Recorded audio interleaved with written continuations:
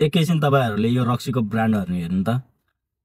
Royal blue भयो, बेरेरियन blue भयो, grey wolf भयो, नेप्से बुल भयो, गभर्नर भयो, यो सबै रक्सीका ब्रान्डहरु एउटै कम्पनीले उत्पादन गर्छ। म यहाँ तपाईहरुलाई यो रक्सीको कम्पनी, रक्सीको नाम भन्न योमा चर्चा गर्न आएको हैन कि। यो सबै प्रोड्युस गर्ने एउटा कम्पनी सागर डिस्टिलरी कम्पनी हो।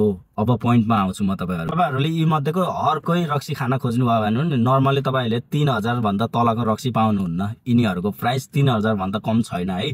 प्रिमियम क्वालिटी, दामी, खतरा खालको, खतरा एक्सपेन्सिभ वाला रक्सीहरु हुन् यो सबै। तर मैले आज तपाईहरुलाई यो रक्सीको कुरा गर्न आएको हैन कि।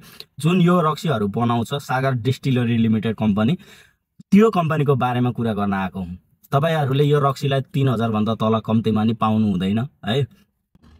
केही दिन अगाडि मात्रै उसले आइपिओ निष्कासन गरेर नेप्सेमा लिस्ट भइकिन अहिले नेप्सेमा धमाधम कारोबार भएको छ। यदि तपाईहरुले यो रक्सी बनाउने कम्पनीको आइपिओ आउँदाखेरि तपाईहरुले 1000 रुपैयाँ हालेर आइपिओ भर्नु भएको थियो र तपाईलाई त्यो आइपिओ परेको थियो भने त्यो 1000 रुपैयाँ, तपाईको 1000 रुपैयाँ, तपाईले हालेको 1000 रुपैयाँ लगभग 14500 भइसकेको छ के। कुरा बुझ्नुभयो?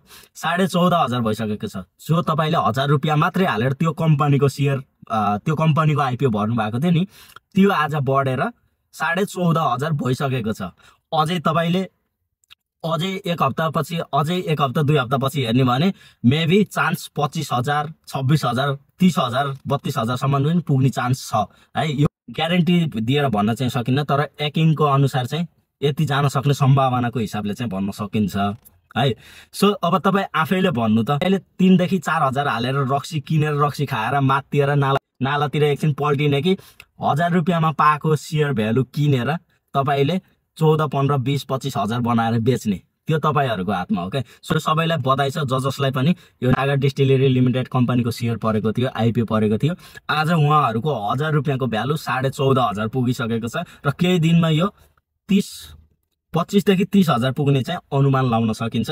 सो तपाईहरु आफूले भन्नु, अब तपाईको हातमा रक्सी खाने कि रक्सी कम्पनीको मालिक बन्ने, तपाईहरु त्यो चाहिँ तपाईहरुको हातमा छ है त। सो धन्यवाद।